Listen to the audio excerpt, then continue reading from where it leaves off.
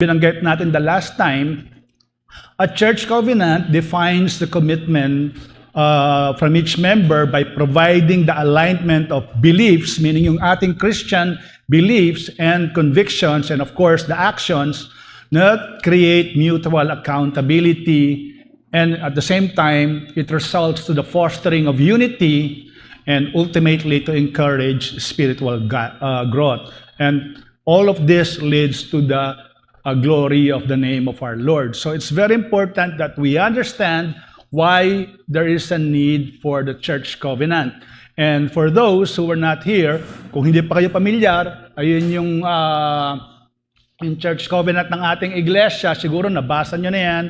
Every Lord's Supper, every first Sunday, we recite it. But it's good to be reminded the essence of having the church covenant. And I mentioned the last time around that based on that, kung babasahin niyo yan, or even the handout, or yung sa maliit, what I call this, laminated church covenant natin, you can see there are 3 divisions. It doesn't mean na talagang sinadya na 3 divisions yun. I just use it as a basis to make the discussion on 3 subsections on how I divided it. The last time or 2 weeks ago, I presented the lesson regarding the member to the church. Ibig sabihin nito, ano ang relasyon ng isang miyembro sa buong iglesia.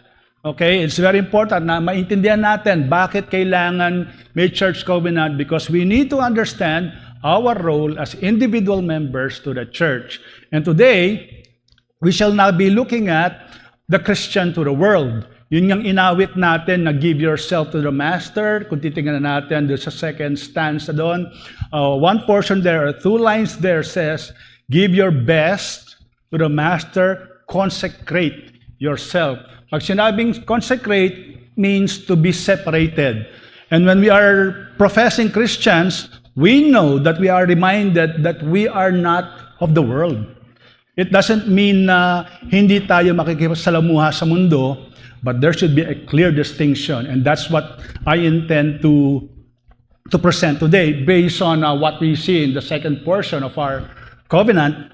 And then, Lord willing, next week is the brethren's love for one another. So yan, that's how I subdivided into sections that the church covenant that we have right now. But moving forward, kung titignan natin yan, dito sa makikita na natin dito, is what it says there is we also encourage to maintain family and secret devotions. You would notice that I understand first there, the family devotions. Okay? So malinaw yan. Bakit hindi inuna yung personal, yung private?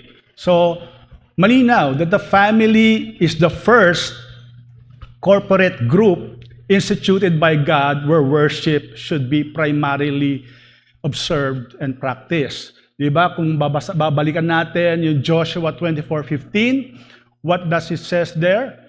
For me and my house, we shall serve the Lord. So ibig sabihin talagang yung family ang kailangang unahin. And remember in the 10 Commandments, when God instituted the 5th commandment, it has the context of a family, the corporate. The family is the basic unit of the society. Alam natin yan, tinuturo na sa atin yan, simula nung elementarya. So in Exodus 20:12, the 5th commandment, anong sinasabi doon? And related yun sa Ephesians 6, honor your father and your mother. So there's already the corporate context of worship. Kaya inuna doon sa ating commandment na we also engage to maintain family bago yung secret devotion. Yung secret, mamaya tatalakayin natin yan ng konti. Okay? So that is the context why there is a priority to have the family worship or family devotions first. In fact, Jonathan Edwards says every Christian family ought to be, as it were, a little church.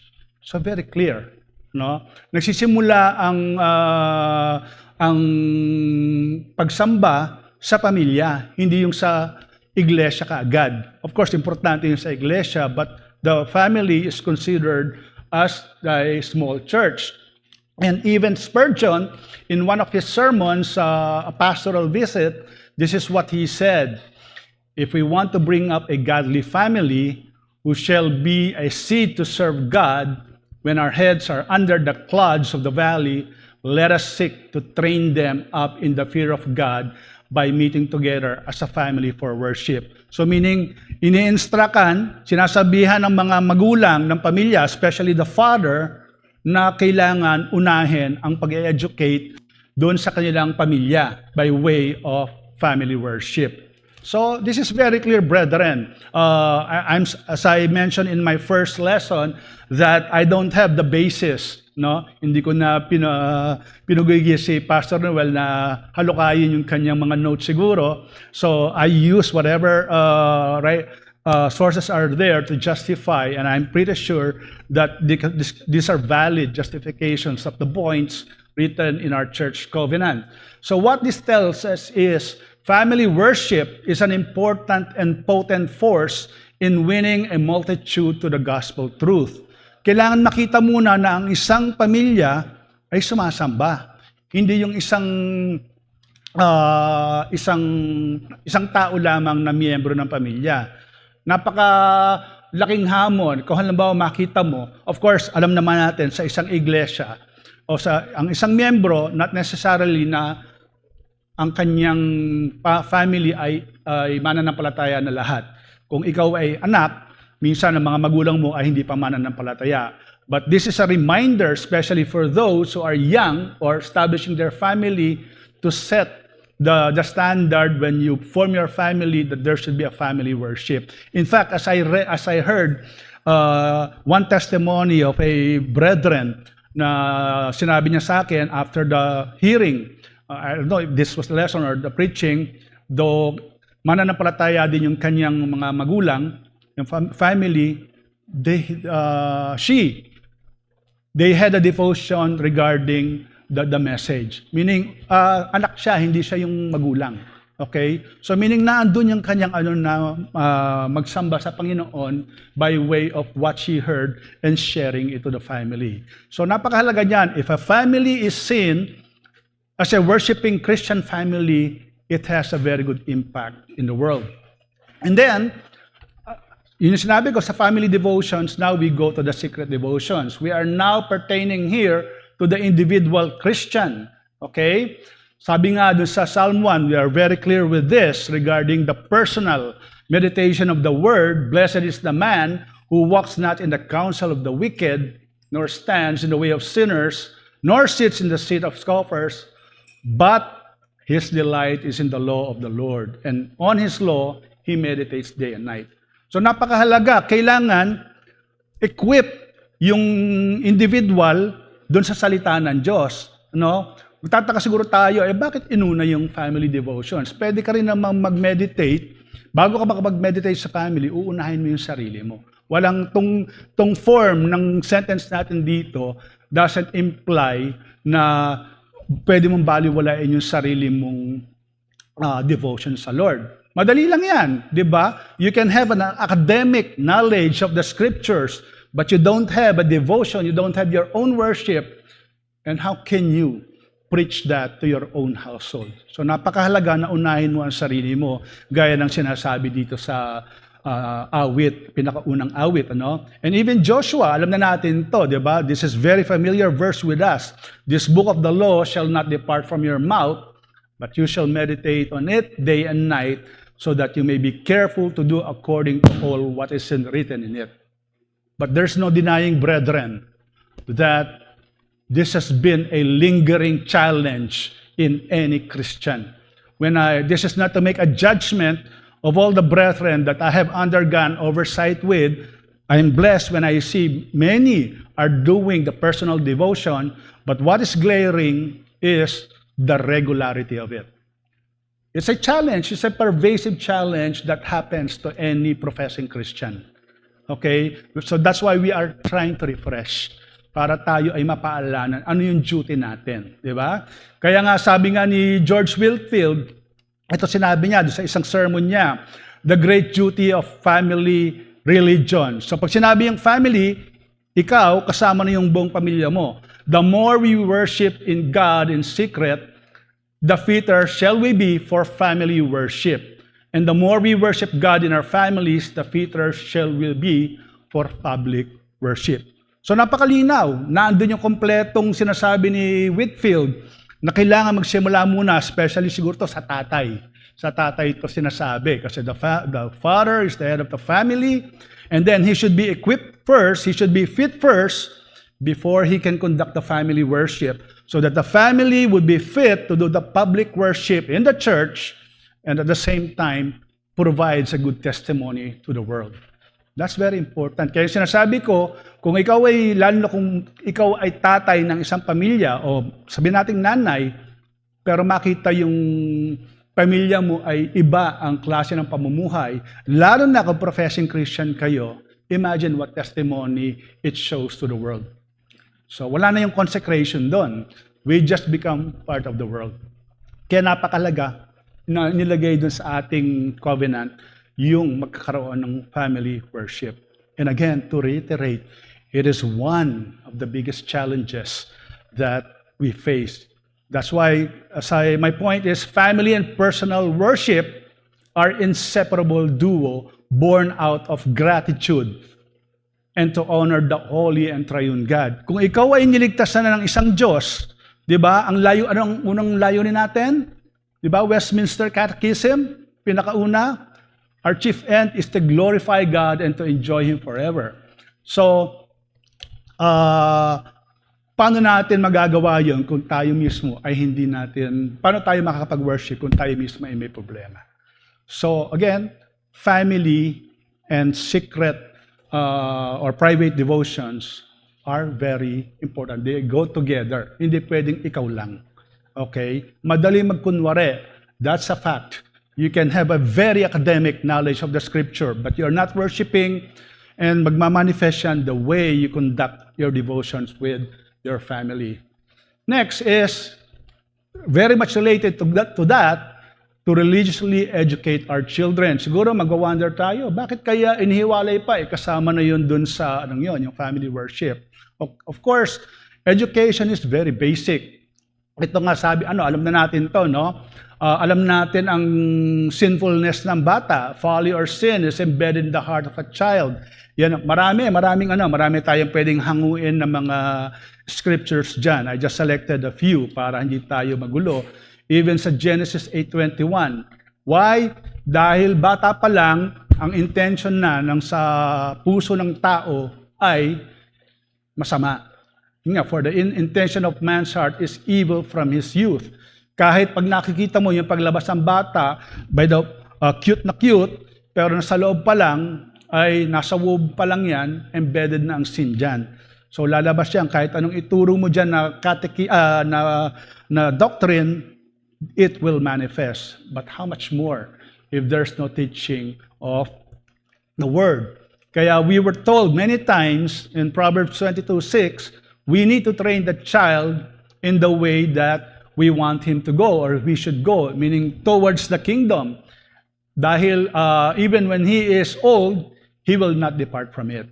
It doesn't mean that the child, when he grows up in a Christian family or catechized, he or she will grow perfectly. Because kanina, yung sa scripture nga ni Paul, di ba, na righteous sinner, makikita pa rin niya, yung kasalanan ay mangingibabaw pa rin yan, kahit gusto niyang gawin yung nararapat. So that's the reality ng napakahalaga na turuan natin yung mga bata. Okay?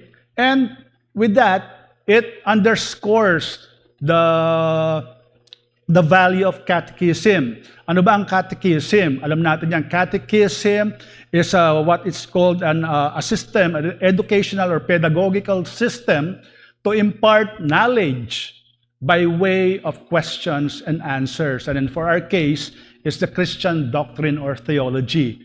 So pag may catechism, ginagawa mo yan, hindi lang nagdi-deliver ka, pero mayroon kang ready question and answer on that. So ito tinuro mo, unang-una, gospel, magiging makasalanan, gagawa ka talaga ng systematic approaches dyan, paano maturo sa pamilya mo, especially sa mga bata. And according, as I read the book of Voddie Baucham, he quoted si George Whitefield. George Whitefield identified many benefits of catechism, but he only uses the top 3. And these are the top 3 that he mentions regarding catechism. First is when you catechize, you provide your child theological literacy. Hindi yung kano na lang. Yung iba sabihin, oo, may Diyos. Pero kung ganun lang sasabihin mo and you not mention Christ, you do not mention about sin, then it's a very shallow understanding of the Savior. Another thing is, it provides apologetics training. Siguro magtataka kayo, batang-bata pa, ba't kailangan na mag-apologetics? No. Pag sinabing apologetics, remember, ang bata, pagpasok niya sa school, kung ano-ano napapasok dyan. But a child being reared in a Christian family, thought about the doctrines, thought about the teachings of God, pag tinanong siya, bakit ka sumasamba dun sa ano?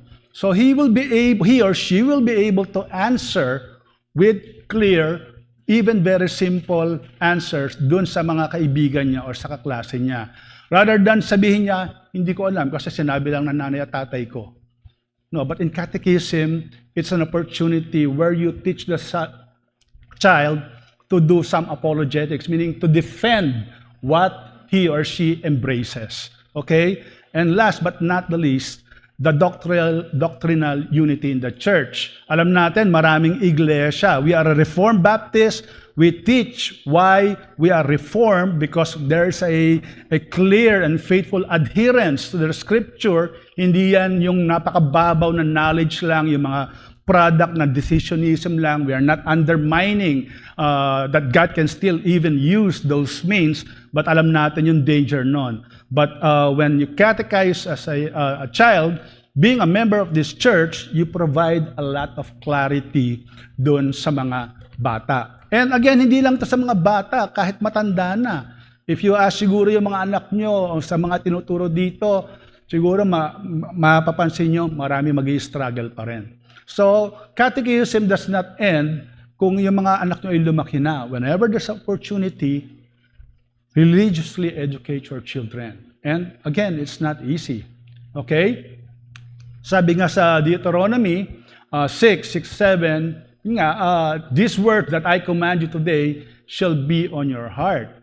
You shall teach them diligently to your children, and you shall talk of them when you sit on your house, and when you walk by the way, and when you lie down, and when you rise. So this underscores how important or the magnitude why you need to catechize, why you need to educate your children. Okay? Sabi nga ni Spurgeon, let no Christian parents fall into delusion that Sunday school is intended to ease them of their personal duties. And sad to say, marami dito na lamang umaasa sa Sunday school sa mga iglesia. Pag tinanong, okay, laking Sunday school yan. So, how much time do they spend sa Sunday school? Only maybe 1 hour in 1 week. But mas kasama nyo ang mga bata. So napakalinaw, no? The impact of having religiously educate your children. So, what this tells us is discipling that starts in the home mitigates the effect to the child of worldly intrusion. Wala tayong choice dahil ang mga bata kahit ngayon, kahit we are already in our mature mind or thinking, we cannot deny that what the world fosters or teaches is intruding in our minds so heavily. How much more to the mind of the child, which is very vulnerable, kung hindi natin sila matuturuan na maaga. So that is one of the reasons why it was put in our church covenant, the heavy, or we can say, challenging responsibility to educate our children. And next is to seek the salvation of our kindred and acquaintances. So, anong ibig sabihin nito? Pag sinabing itong statement na to, yun nga, sabi nga ng Matthew, to seek the salvation of other people is to be faithful to the gospel mandate. Diba? We have been hammering out this truth. Our primary duty is to evangelize, to preach the gospel. So meaning when you evangelize, you're talking about people. You talk about kahit sino.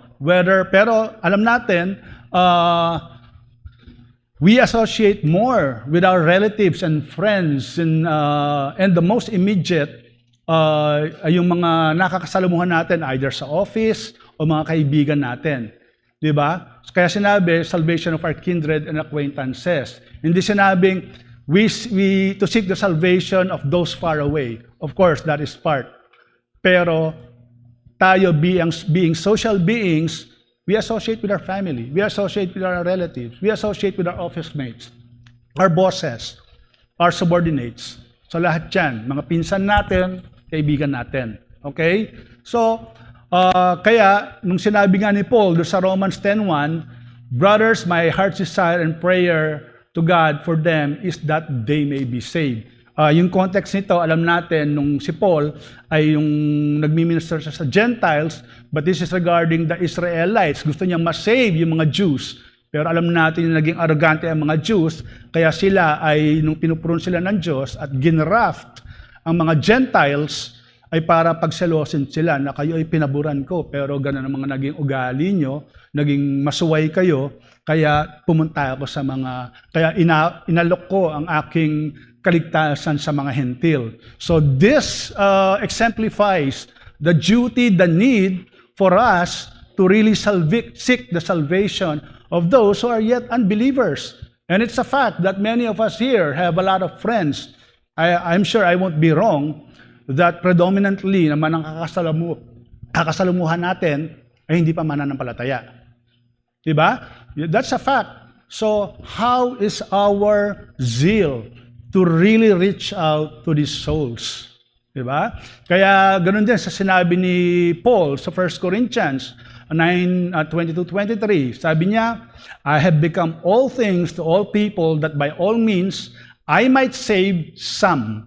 Hindi niya sinabing, that I might be able to save many. Kahit konti lang, yun ang sinabi niya. And I do it for all the sake of the gospel that I may share with them its blessing. So, having that mindset that you and me, we were supposed to be part of that multitude, deserving to be damned in hell, yet, by the grace of God, ay inabot. So, hindi ba mag-challenge yun sa'yo para, Lord, mapalad ako. Pero yung mga kaibigan ko, pupunta sa impyerno or wala silang kaligtasan. Yung mga pinsan ko or mga kapatid ko. So, kaya napakahalaga nito. Okay?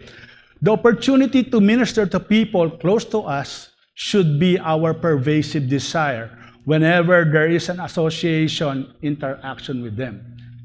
Masarap, may mga pleasure tayong interaction, syempre, pag mga reunion, but always pray that there would be even a very slight opening where you can squeeze in the gospel.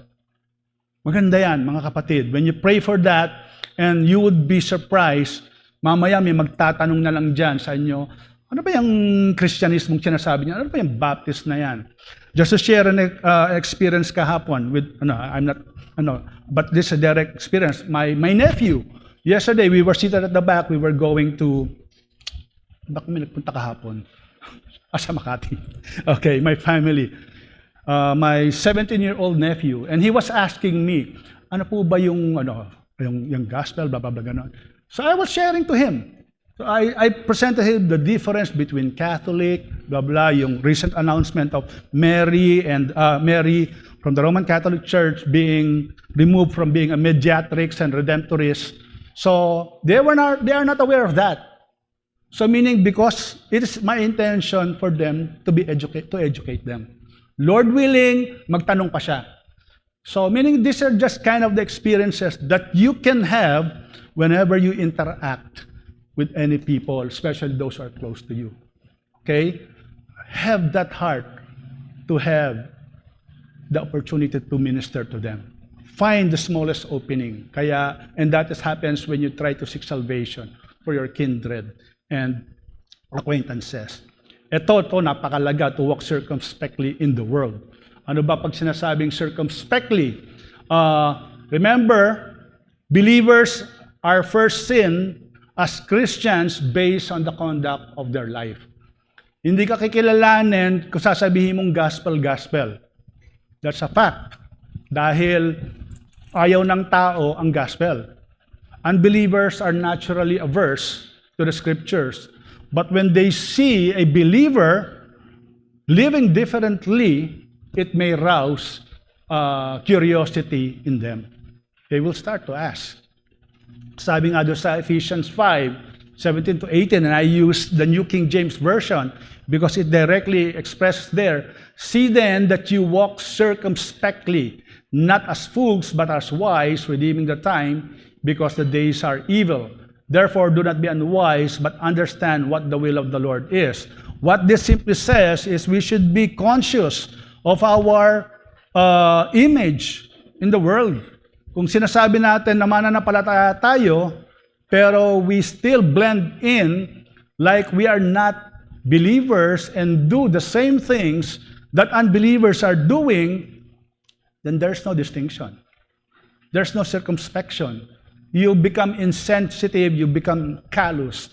Kasi, and I can understand, I've seen that. I have many friends who are professing Christians, and we may fall in that same trap. Why? Because we are afraid to be rejected. We are afraid to be canceled, that we don't belong. Pero malinaw yan, na there should be circumspection as we walk. And James 3, kanina nga, binabanggit ni Pastor June when he quoted James regarding, kamusta yung ating, how do we work out our faith? Diba? Who is wise and understanding among you by his good conduct, let him show his works in the meekness of his wisdom. Meaning in the way we live, diba? When he was discussing unity, it should first start from us. Yung witness natin. Pero kaya nga sinabi dito, diba? Wise and understanding. No? So pag tinignan natin yung iba, ay gaya sinabi ko, kapareho lang sila kung paano ginagawa ng mga mananampalataya. And talagang hindi sasabihin, ay hindi naman Kristiyano nga yan, pero pareho lang namin yan. Walang distinction. And they will never respect you as a believer of Christ. Again, in Romans, malinaw yan, no? Yan yung compromise. Not compromising, do not be conformed to this world. But yung mind natin, alam natin, we studied this many times in this church, renewed na yan, by the grace of God, to read, do not be conformed to this world, but be transformed by the renewal of your mind, that by testing you may discern what is the will of God, what is good and acceptable and perfect. Meaning, ano sinasabi dito? Dapat tayo, unang priority natin is yung acceptability natin sa kingdom of the world. If we say that our mind, our hearts are already conditioned and honed by God, then we are distinct from the world. And we have that privilege to be presented acceptable before the kingdom of the Holy One. Pero kung kaya nung sinabing, do not be conformed, but you continue to conform with the world, then paano natin mapapakita yung ating testimonya? Is there circumspection? No. There is just simply indifference or walang pakialam. Sa loob niya lang sinasabi, Kristiyano ko, but hindi niya kayang lumakad na may kabanalan sa harapan ng Diyos. So, the Christian testimony as reflected in our lives enhances the truthfulness of the saving grace of Christ for the Great Commission. Remember the statement preceding this, diba? To seek the salvation of our kindred and acquaintances is for the fulfillment of the Great Commission mandate. But as what this says, when we walk circumspectly, we become conscious because we want that a transformed sinner in Christ ay makita ng tao. Diba sabi nga, actions speak louder than words. Pag nakita na lang talagang lumalakad ka bilang mananampalataya. Naalala ko nga noon, before I came to this church, ang pagkakilala ko sa Baptist, hindi makabasag pinggan. Kaya nung unang ko dyan, sabi ko, hindi ata ko karapat dapat dito, nakakahiya. no? But when I saw yung normal palang mga tao din ang iglesia, ang mga Baptist. So, we are not asked to live a life of pietism, of piety. Okay? We are asked to live a life under grace or controlled by grace, not yung legalist standards. Okay? But it is important that the working of grace should manifest in every believer. Okay? So to add up, sabi nga rin ni Peter, Beloved, I urge you as sojourners and exiles to abstain from the passions of the flesh, which wage war against your soul. Keep your conduct among the Gentiles honorable. So yan, napakalaga, no? So that when they speak against you as evildoers, they may see your good deeds and glorify God on the day of visitation. That was the content, one of the major contents of the preaching this morning by Pastor June. Yung makikita natin kung yung sa unity, when we strive for peace, when we strive for unity, nangingibabaw? Yung bang kapritsyo natin, yung bang gusto natin. At pag yun na nangibabaw, alam na natin ang epekto. Hindi natin mapapakita yung humility ni Christ, dahil yung sarili natin nangingibabaw. Hindi na natin napapakita yung glory ng Panginoon, pero yung sarili natin. And that becomes a very bad testimony to the world. Okay? Thus, as individual citizens and professing Christians, remember, we must seek to be an influence towards a just and righteous nation society. In the midst na narinig natin ngayon, itong mga scams, itong mga flooding budget scams, not just in our country, everywhere in the world, nag-aaway-aaway ang mga leader, di ba? Pero, alam natin, pag ang Kristiyano, ang totoong Kristiyano, nagpakita ng kanyang magandang patotoo, malaking impluwensya yan, nakakapukaw yan, nakakahamon ng diwa ng mga ibang tao. Ang intention natin ay itong mga taong ito, syempre, unang-una, maligtas sila, pero alam natin, may pagbabago rin sa kanilang mga karakter, sa kanilang mga moralidad, at nakikita yan unang-una sa atin bilang mananampalataya.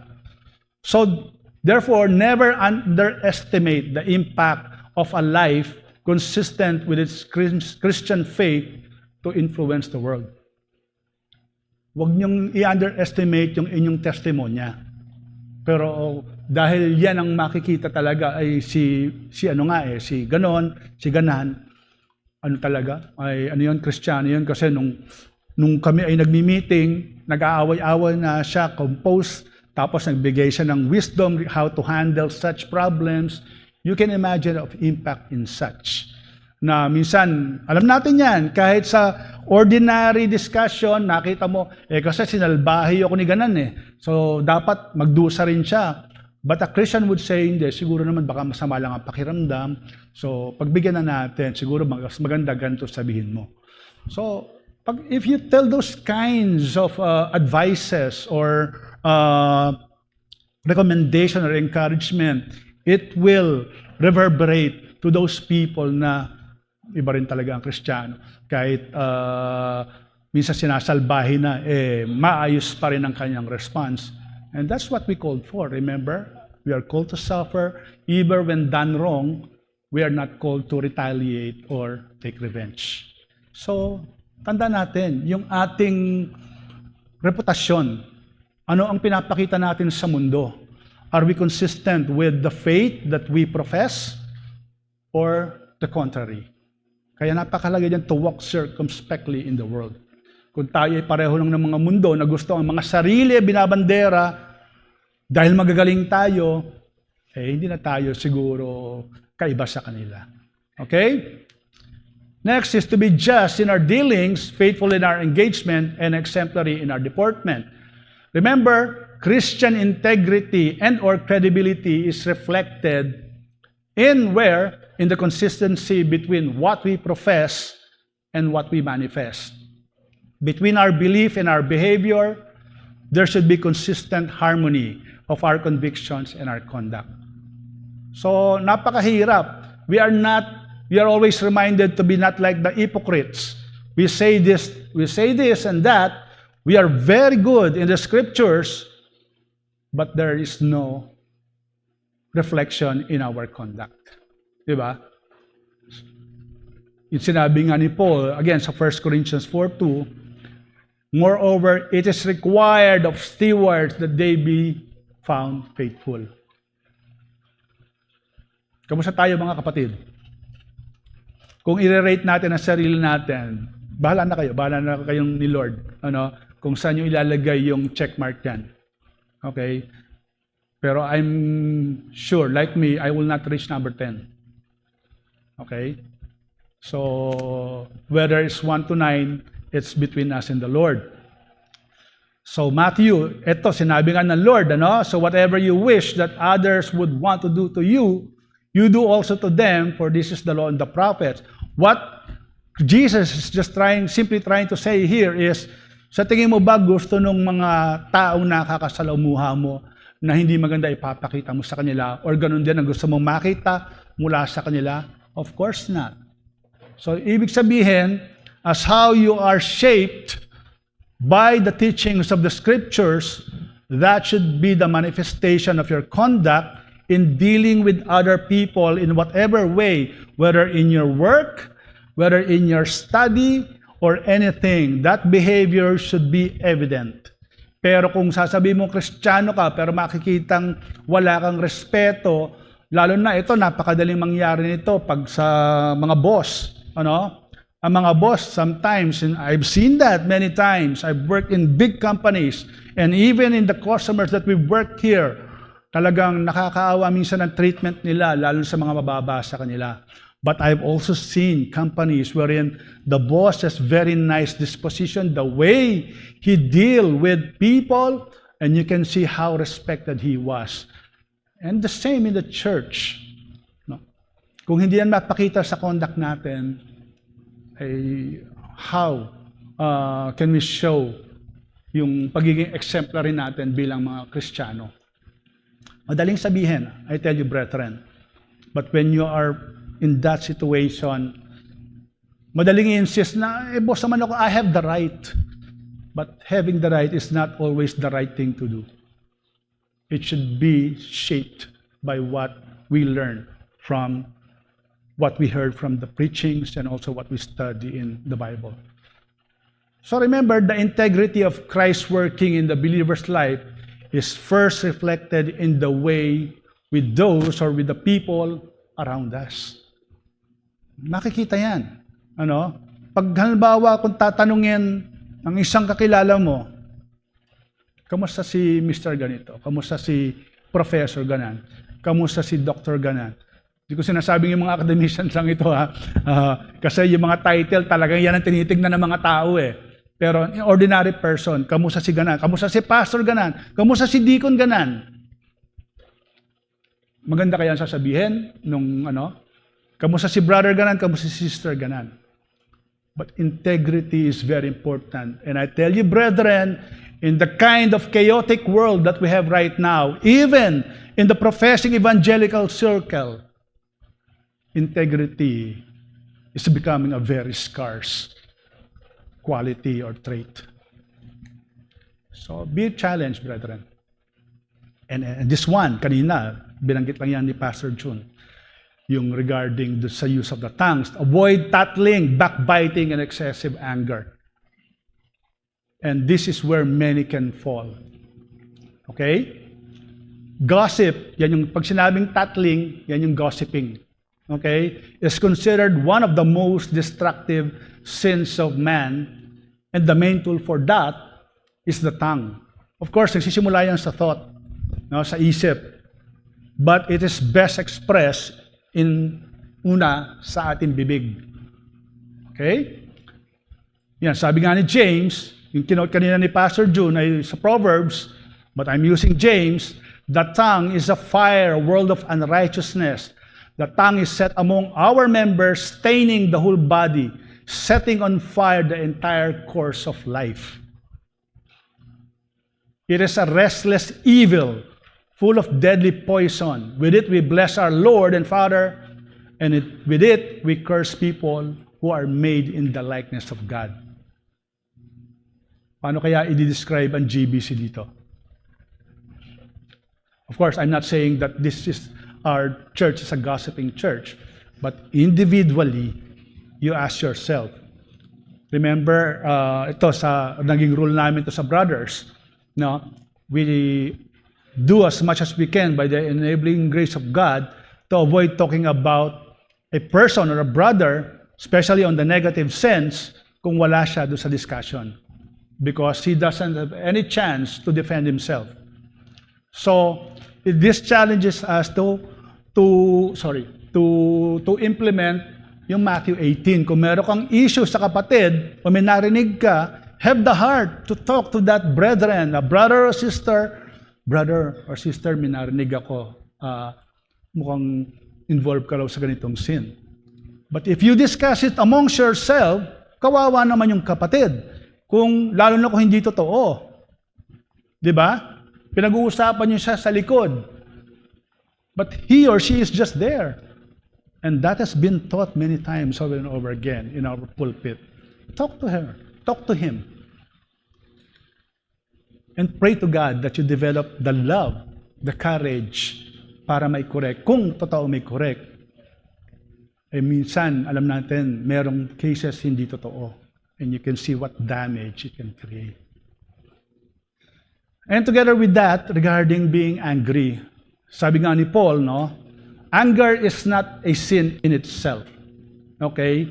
Remember when he said this, be angry and do not sin, do not let the sun go down on your anger, and give no opportunity to the devil. You can be angry, but not commit sin.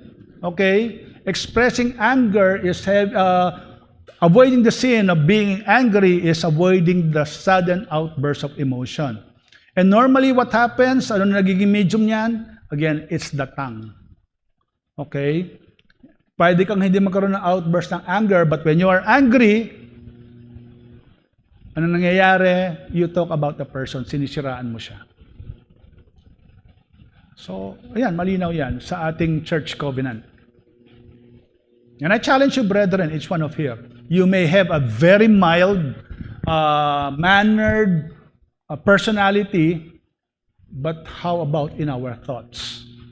You may not even express it in your tongue, but in our thoughts, that anger may be building up. That's why Paul said, do not let the sun go down on your anger.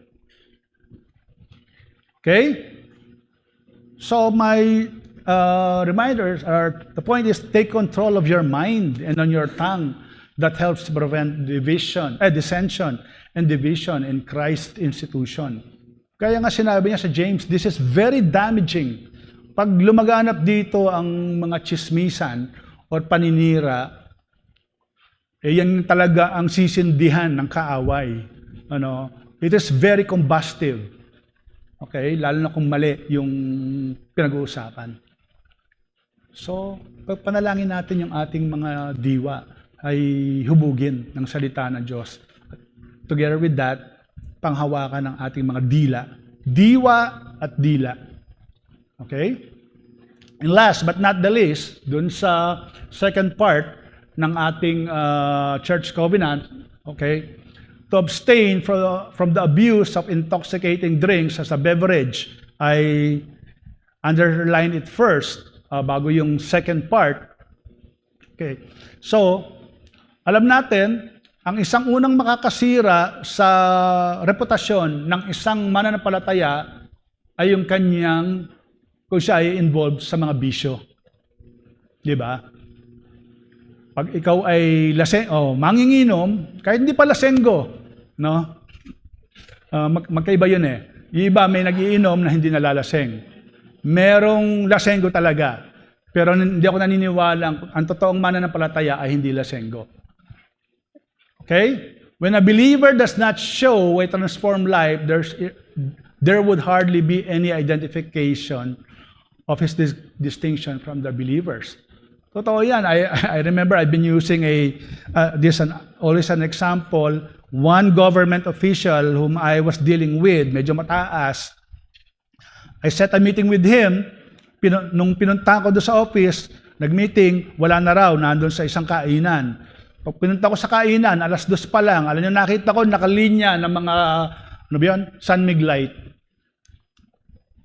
Alam ko professing Christian yon. Hindi ko lang masabi, sir, kala ko ba Kristiyano ka? Di ba? Nakakahiya. And he was with many other officials, but he is known a professing Christian. Tignan niyo, hindi ko naman siyempre sasabihin pangalan. If you look at his Facebook, ang dami niyang posts about Christianity. And then that's what you see. Okay? So nakakahiya, di ba? So being, alcohol is not itself is wrong. Alam natin may mga may medicinal value din yan. But when Paul said this in 5:18, do not get drunk. Okay? And pag sinabing to abstain from the abuse of intoxicating drinks as a beverage, ibig sabihin, parang ginagawa mo ng tubig yan. Okay? And that is wrong. Wala naman sigurong for medicinal purposes, talagang beer na lang o alcohol na lang iniinom mo all throughout your lives. Wala naman sigurong ganon. But what this just simply shows is yung conduct, yung reputation mo sa publiko. Pag nakikitang ganun pa rin ang buhay mo, I don't know, even smoking, wala naman nakalagay sa scriptures na i-justify ng iba. No? Spurgeon is a smoker, was a smoker. The Puritans drank beer during siguro ng pahinga nila, but it did not make them their lifestyle na manginginom sila. So may balance naman dyan. Okay? But what this simply shows is, how are you being looked at by the world? Kung wala kang distinguishing differences in terms of lifestyle. So remember, pursue heavenly undertakings and temper, pursue heavenly undertakings and temper, if not cast aside worldly cravings that sets boundaries in the Christian distinction. Again, hindi sinasabing hindi ka pwedeng uminom na may alcoholic beverage. Ako, I drink beer when I become insomniac. To be honest, may beer ako sa bahay, pero isa na lang ngayon kasi lagi naman ako nakakatulog. But when I cannot sleep for many days, I will drink 2 to 3 cans. Pagkatapos noon, tulog na ako and I'm fully recharged. But I don't make it a practice to drink it para bang kailangan uminom ako every month. No. Okay? So may balance dyan. Okay? So yun lang. Pag sinasabing, mas tingnan nyo yung heavenly undertakings, but control your worldly cravings. Even sa food, kung ang gusto mo ipakita sa pagkain mo ay, kung gusto mo tikman, okay. But if you want to indulge on food because you simply want to say, hindi, mukha akong social dito then pagyayabang na yon.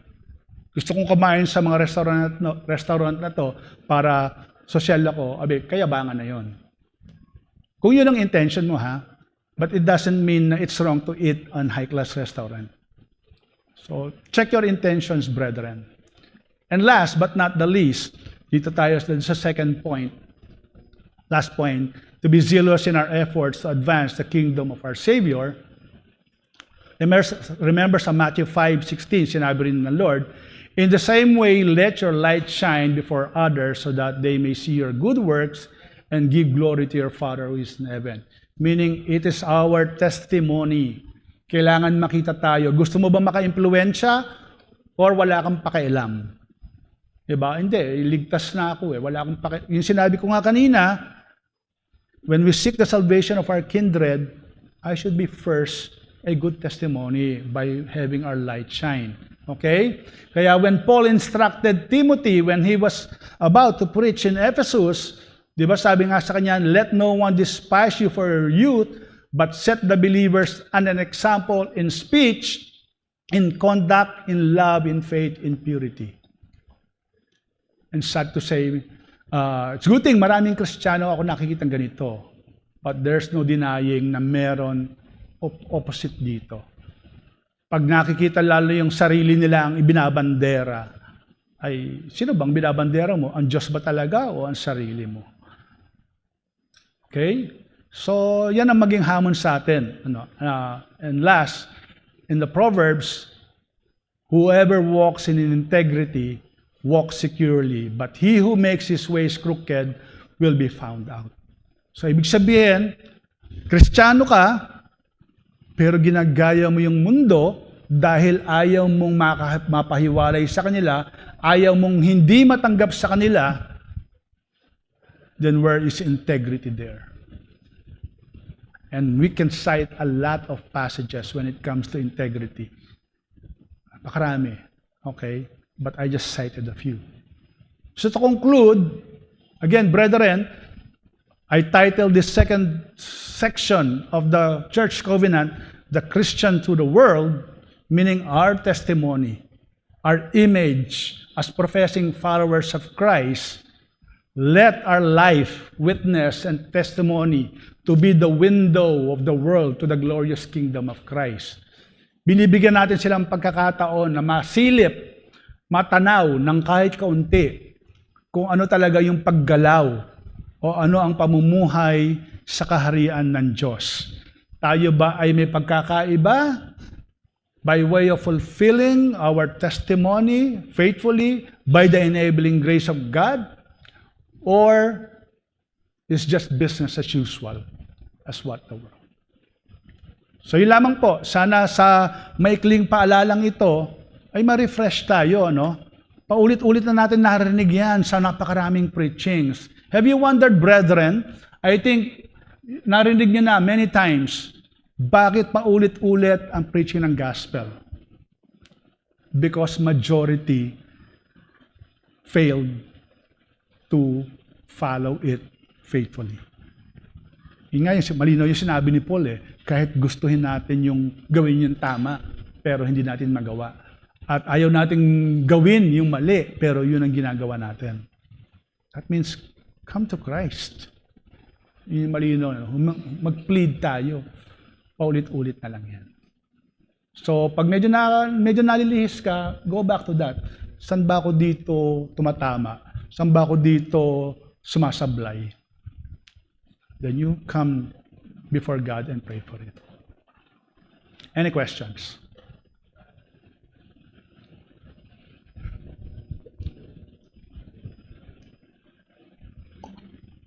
Yes, Ate Jill. Thank you for the lesson, Pastor I. My question is nothing in particular to any of those that was discussed, that were discussed, not on any of the stipulation, pero yung relationship between covenant and church discipline. Mm-hmm. Because some of them are very personal. I mean, people would not say it. Mm-hmm. I haven't seen sa church na discipline for gossiping, for instance. Although yung ako, I could tell. When we were young, parang the culture really is, I have never experienced yung gossiping. No? Not much, or not even once maybe, compared to the present dispensation. Ang question ko doon is, at what point now is Christian discipline exercised? Kasi walang, some of them are very personal, or in the house, or of course yung more public, those who are holding positions, but most of them are very within the confines of the home, or within one's personal life. So where does discipline, church discipline come in? You will be the one to tell, I'm gossiping, or I'm not exercising my devotion, there's no family worship. For instance, sa mga families dito sa church, meron bang madidiscipline because no, they are not having family devotion? Thank you. Okay, thank you, Ate Jill, on that. Well, definitely, discipline has different applications. Okay, you won't be disciplined if you are not conducting family devotions. That's one very clear. Unless there is already, halimbawa kung ikaw ay pastor or officer or anything, kumbaga nagiging scandalous na. Like for example, if I'm a father and I'm not conducting family devotions in my family, and I can see that my children are becoming scandalous now, what the church can do, especially starting from the officers, they can ask the pastor or the officer, pwede mag-leave ka muna to attend to your family. But not making it public, kakausapin muna siya ng, in a private way. Okay? So, of course, it doesn't follow na mangyayari kaagad yun. It takes grace and maturity for that person to accept that admonition from the church. Hindi siya madali na, kasi kung talagang scandalous na nga, halimbawa yung anak ay involved na sa mga iba't ibang, sabi natin sa crimes, pero ang challenge dyan kasi, lalo kung age of accountability na yung anak, pwedeng sabihin ng I did my best to talk to my son or to my children to refrain from doing that anymore, but he or she is already in the age of accountability.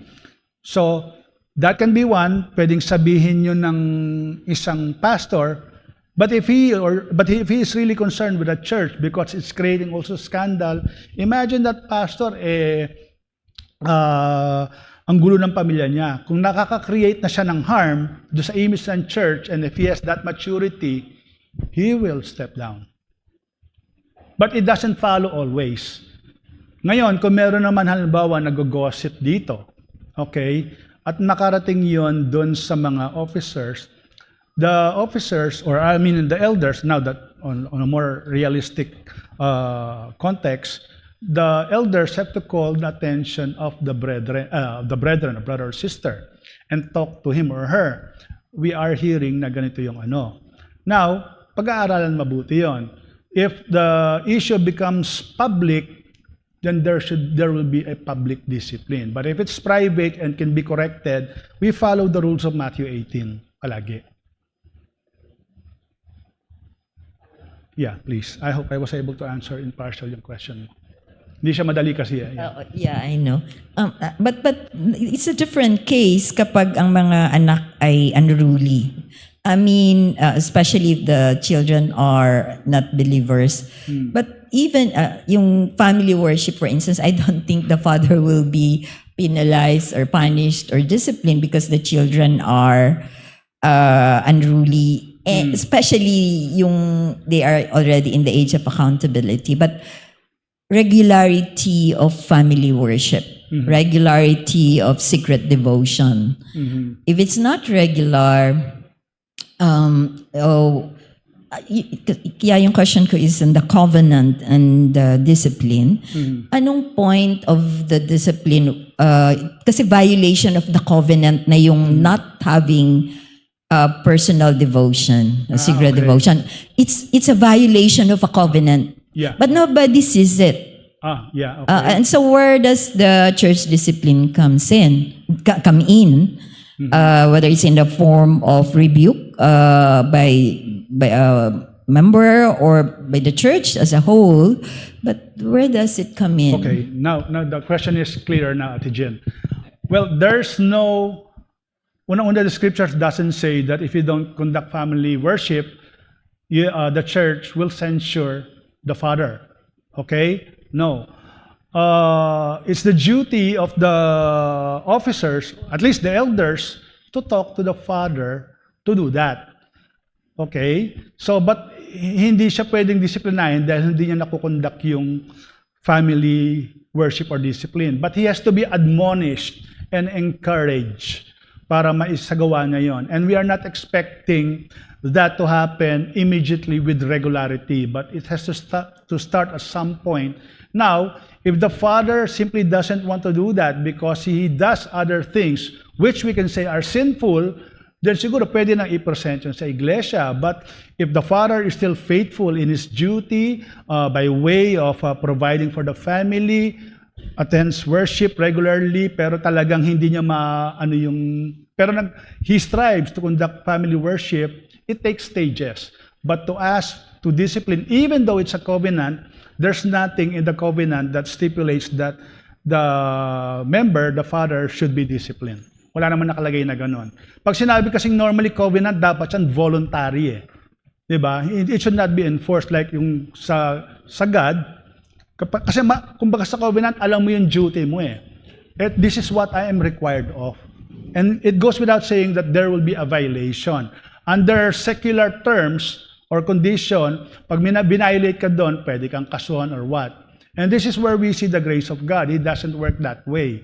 Our covenant is, sabihin nating voluntary, but if you really want to honor God, you should be aware of your covenant duty that challenges you to be able to fulfill it by pleading for grace to do it.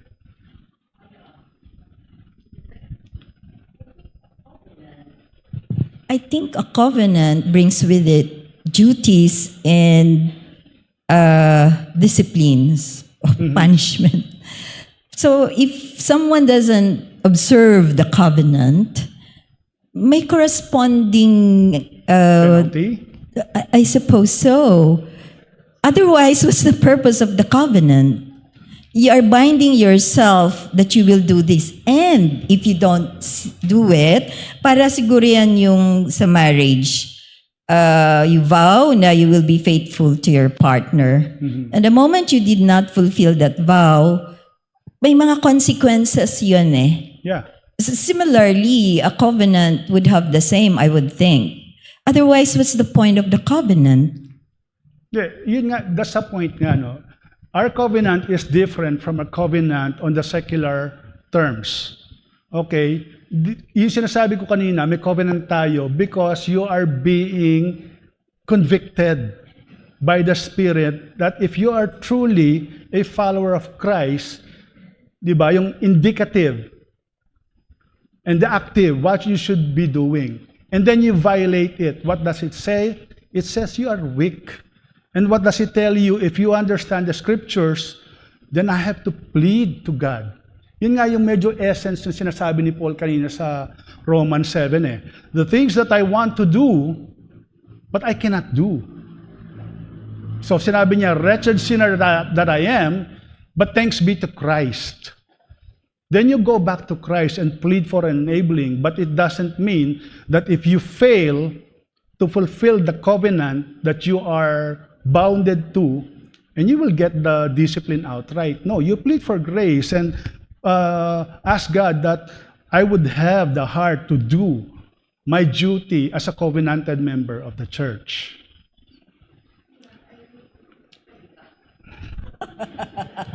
Yeah. So I would think, yeah, of course there's a place for grace in a church covenant.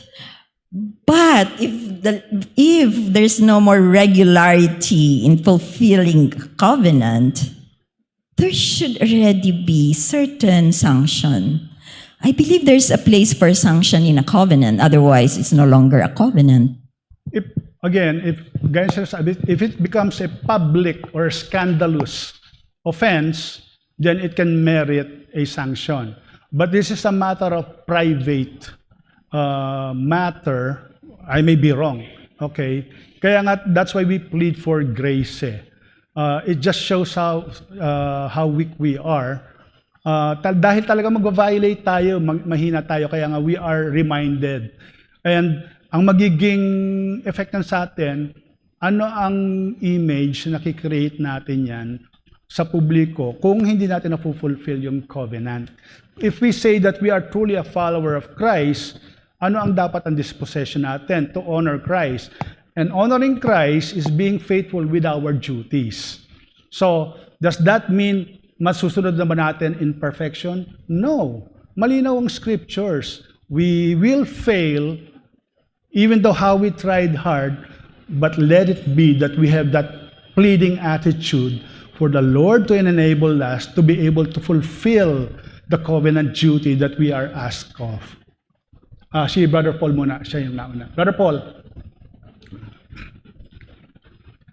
Pastor, I think yung sinabi niya about if the nature of the offense or yung lack of, sorry for the term compliance, for the lack of a better term, compliance to covenant is private or public, I think that's where yung discipline by the church would come in.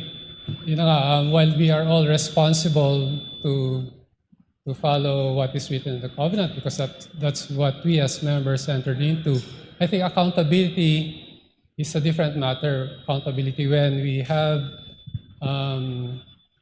when there is I think I would be inclined to think of accountability as, a penalty or a price for not being responsible for what was assigned to you.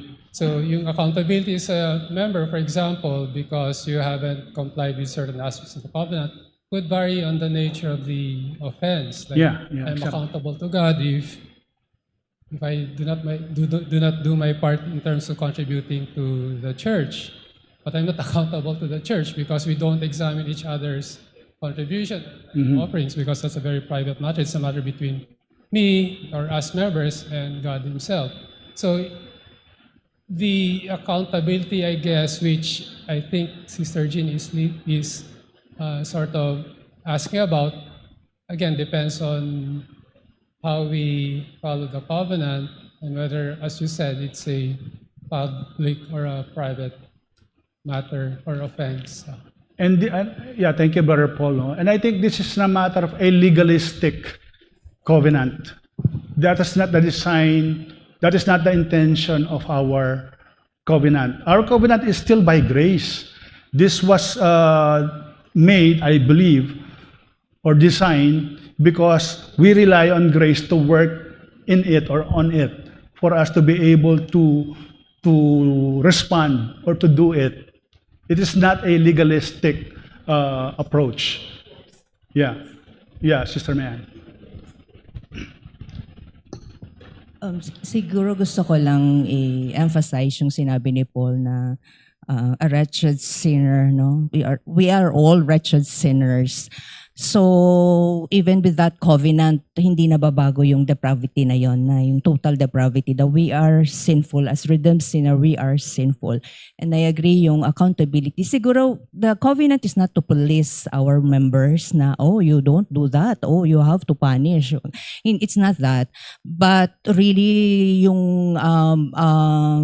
yung sarili mo, no, before God, yung accountability. Now, if you think that you have this sin na public, na hindi ko alam, no, how, yun nga, yung level of sin. But I want to, na parang, if that is the case, that if I sin and violated the covenant and I expect the church or member of the church to always discipline and punish me, parang ambigat, no? Pag ganon yung thought.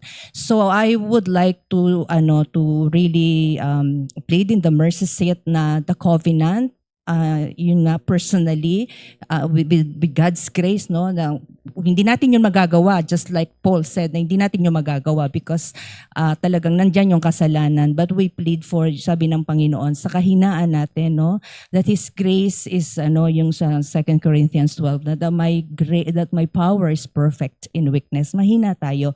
But yung kapangyarihan ng Panginoon, ang tutulong sa atin na masunod natin yun. It's not us. If even, we fail many times. Kasi kung I failed many times, matagal nyo na din dapat akong dinisiplina, if that is the case. So I thank this church for not seeing every individual sin, no, na police. But if we see our brethren really sinning, that's Matthew 18.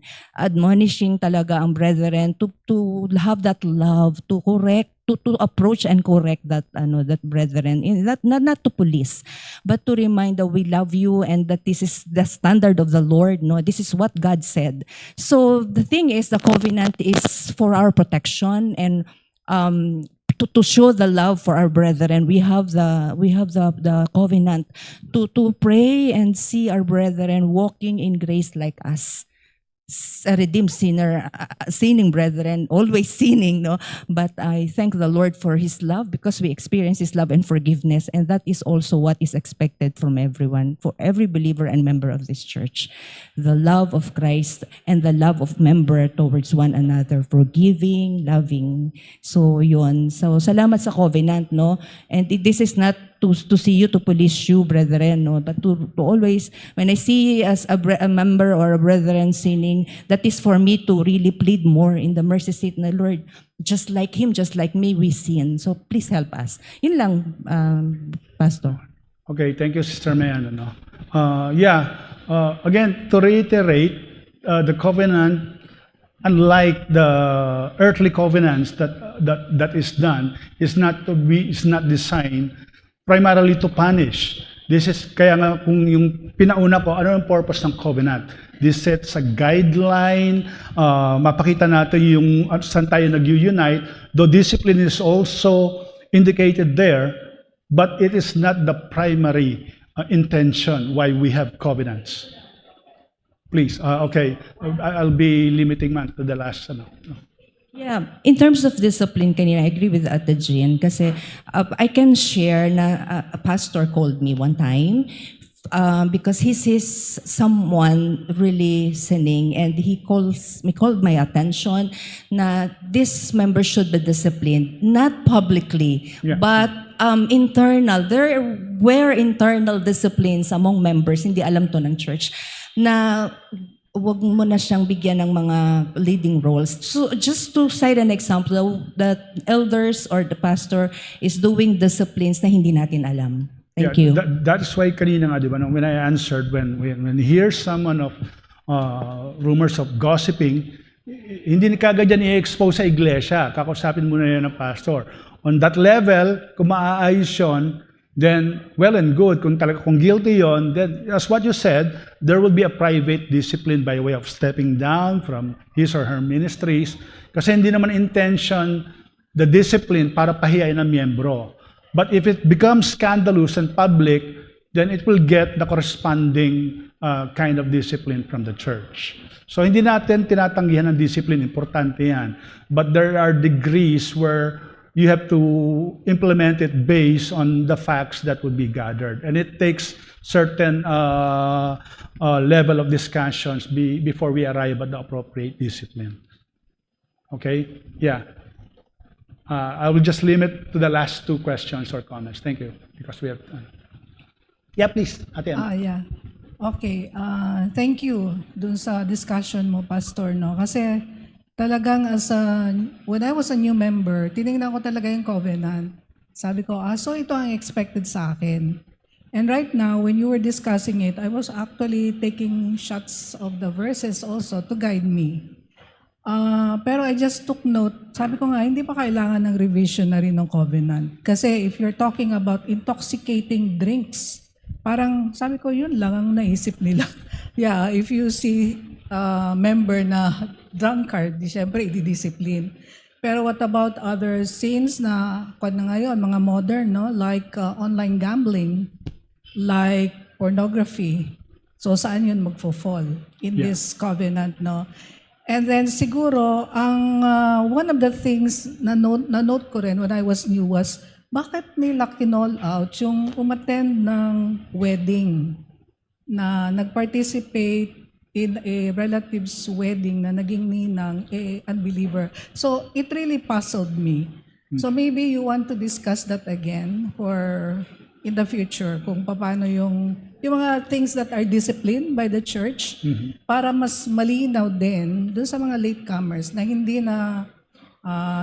siguro nila nabutan yung explanation ni Pastor when it was being explained before. So I'd like to know that. Para hindi ko rin sasagasaan yon. Kasi baka unaware ako, yung pala meron ng subject to discipline na pala yon. So siguro yon, maybe in the future you can discuss that also or elaborate on that.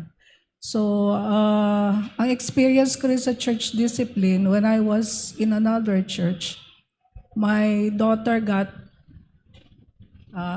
impregnated. So I was in a core group leadership. Sabi ko, I'd like to resign. But they said, age of accountability na yon, 20-year-old na yung daughter mo, she's responsible for her own decision. Yeah. So siguro dapat linawin nyo rin yon. Ano yung mga age of accountability na yung mga bata when they make a decision that is disastrous, hindi na accountable yung parents. So siguro yon. things that I would like to clarify in the future. Thank Yeah, you, Pastor. thank you, Ate Emma. Yeah, I remember that, but we can probably discuss that later. Ano, yung sa well, siguro to tackle that a little bit regarding yung attending a Catholic, because this is a matter of worship. And when we talk about worship, God is a jealous God who takes a lot of we could say premium or importance or value in worship. And participating in a Catholic wedding means you become part of that, we can say, inappropriate worship to the Lord. If I'm not mistaken, I think that was the explanation of that. But we can discuss that in the future. I think it's a matter of doctrinal purity then, adherence to that. One last. Okay, wala na. Times up na ako. Sige. Okay, with that, thank you for the comments. And if you have some questions, you can approach me. We can discuss that bilaterally later on. And hopefully in the future, we can tackle some of the important issues. Let's close in prayer. Aming dakilang Diyos, maraming salamat po sa inyong pagsama sa amin ngayong umaga. We thank you for the blessings of your message in our preaching and also this Sunday school. We pray, O Father, that may this messages of yours provided enlightenment in our limited minds, but at the same time, we continue to plead for guidance. If there are still hanging thoughts or issues, we pray, O Father, that you grant us the enabling grace to address them in the future. But more than that, we pray that your grace would truly work in each one of us. And remember the covenant that we are part of. We pray, O Father, that by the moving of your Spirit, we become faithful in fulfilling our duties as part of our church. And we continue to pray that you prepare us also for this afternoon's worship, all for the glory of your name. Be in us separate ways temporarily. For this we pray in Jesus' name. Amen. Maraming salamat po mga kapatid, and thank you for coming.